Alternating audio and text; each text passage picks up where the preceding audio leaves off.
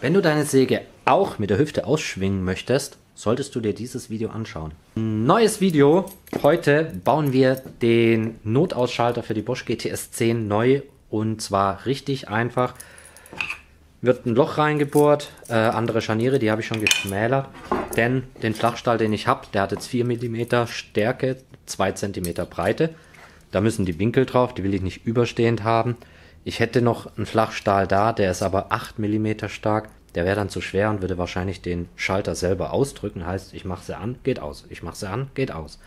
Darum dünnere Variante. Aber wir tun jetzt als erstes mal das herstellen, schmäler machen, damit das gut aussieht. Dazu nehmen wir die 12 Volt Akkuflex, die für dieses dünne Material mehr als geeignet ist.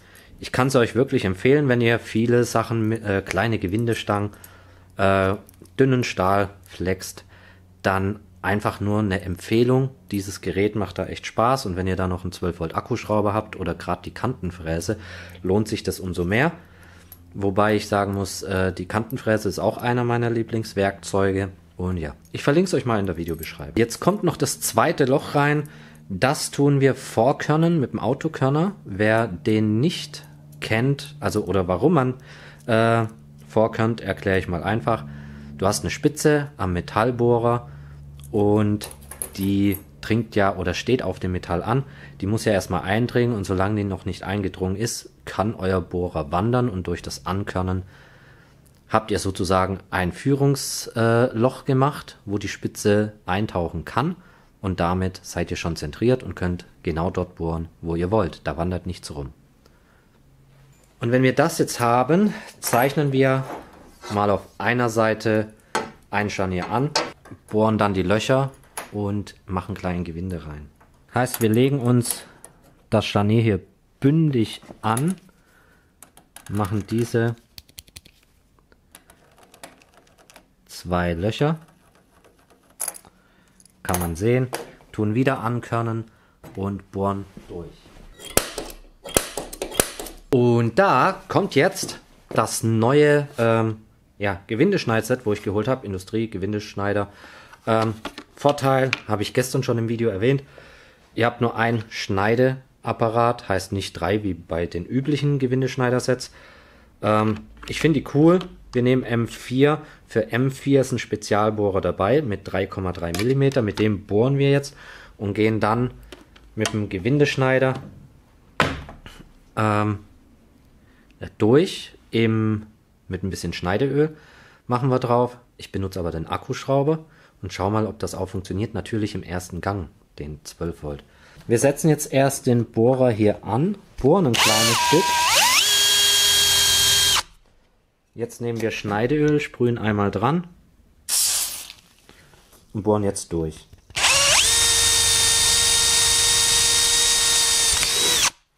Jetzt nehmen wir direkt Schneideöl, sprühen dran im ersten Gang mit dem Bosch Akkuschrauber.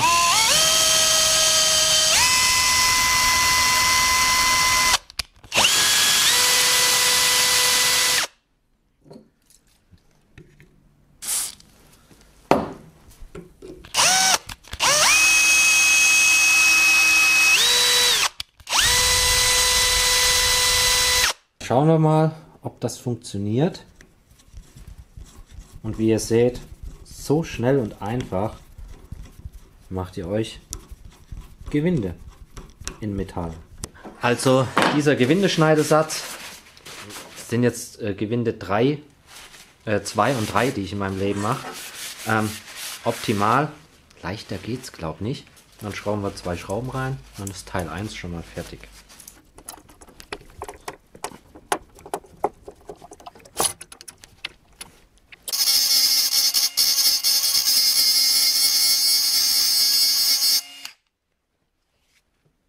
Das Ganze machen wir jetzt auf eine Länge von 18,5.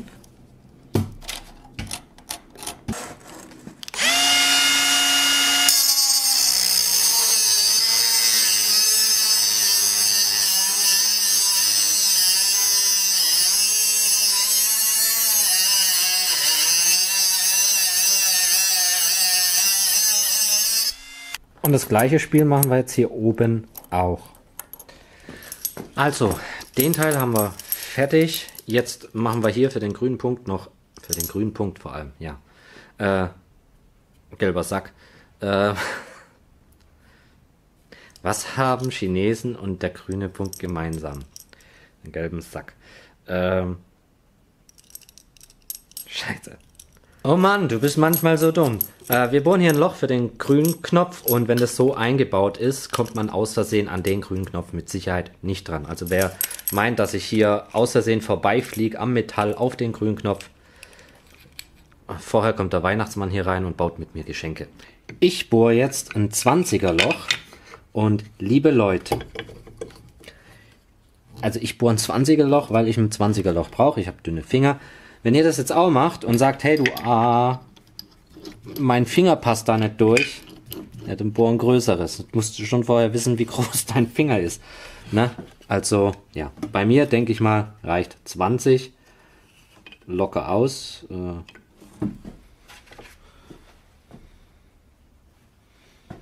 Oder nehme ich doch für einen? Ich nehme 25. Idiot.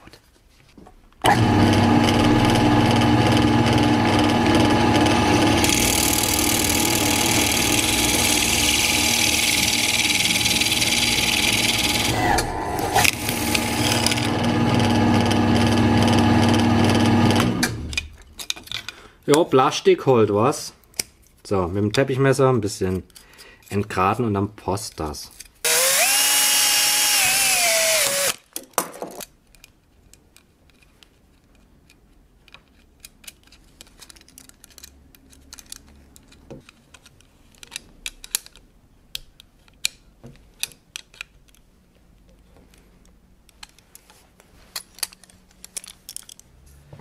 So, das neue Druckbrett, nenne ich jetzt mal, das hat 4,7 und eine Gesamtlänge von 31, also Breite.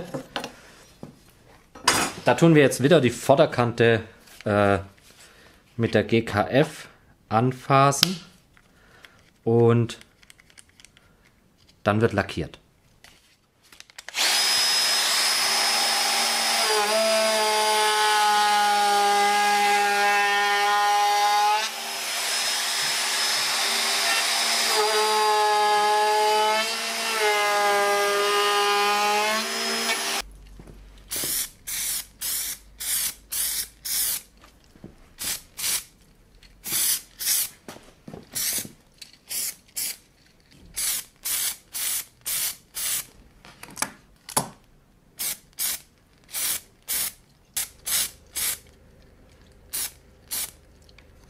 Wenn das jetzt trocken ist, nehmen wir unser Druckholz. Unten ist nicht lackiert. Brauchen wir das? Nein, brauchen wir nicht. Nehmen wir das wieder, legen die Scharniere dran. Und dieses Mal werde ich Gewinde in die Aluschiene unten reinbohren und mit Metallschrauben dran machen. So, auf jeden Fall schrauben wir das jetzt fest, bohren die Dinger, schrauben alles zusammen und dann schauen wir, wie es funktioniert.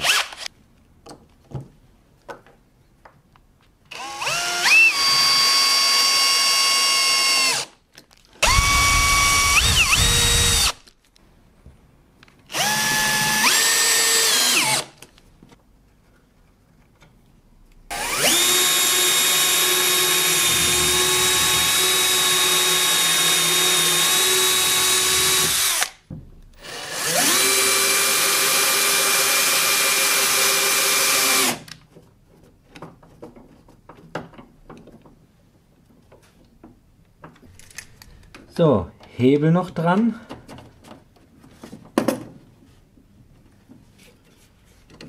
Und die Schraube rein.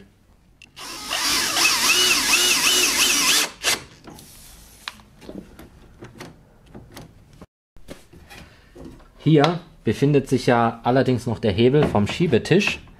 Ich habe den ja nicht mehr in Betrieb. Das heißt, wenn ihr das hier baut, solltet ihr das natürlich so weit kürzen, damit der Hebel hier noch intakt ist. Und ich würde sagen, wir sind fertig und testen das jetzt mal. Und wer jetzt sagt, da kann man ja an den grünen Punkt kommen, also ich muss hier am Stahl vorbei, um hier in der Kurve rein, dass wer da durch Zufall hinfällt, also ja, keine Ahnung, wer das packt.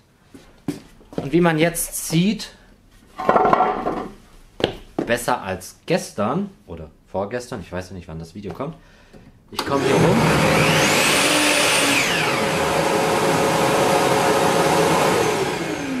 Säge ist aus.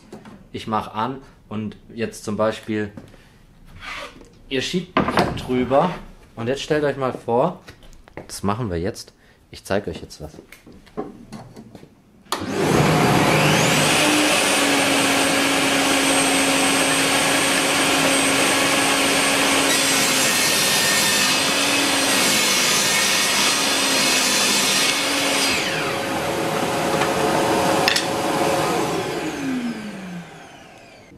Man muss schon bewusst dagegen drücken, damit der auslöst. Aber jetzt habe ich nämlich genau die Wirkung, die ich haben wollte. Ich brauche keine Hände mehr dafür. Ich mache sie so aus mit der Hüfte. Also, ja, ich muss es gleich nochmal machen.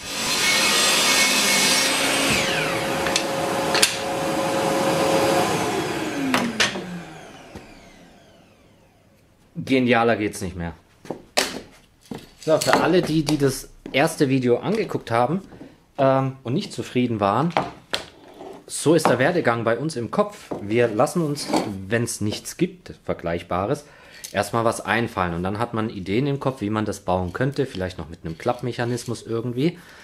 Das war im letzten Video der Weg zu diesem Ergebnis jetzt. Und ich finde, das da kann sich sehen lassen und funktioniert. Also ihr habt es gemerkt, ich drücke einmal dagegen und die Säge geht aus. Ich brauche die Hände nicht mehr.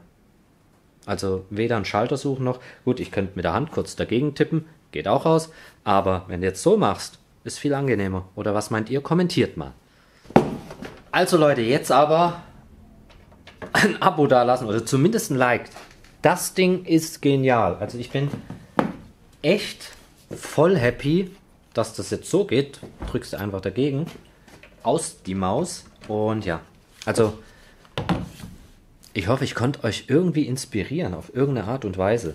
Auf jeden Fall ist jetzt das Video zu Ende. Jetzt kommt hier gleich noch die Playlist vom kompletten GTS-Stand. Klar, ältere Videos, älterer Daniel. Ich denke, mittlerweile sind meine Videos besser geworden. Und ja, würde mich mal über euer Feedback, was Videos angeht, freuen, wenn ihr mir mal da eine Meinung dazu habt. Dann euch mal noch einen schönen Tag. Wir sehen uns dann bald wieder im nächsten Video nämlich und jo. Ciao.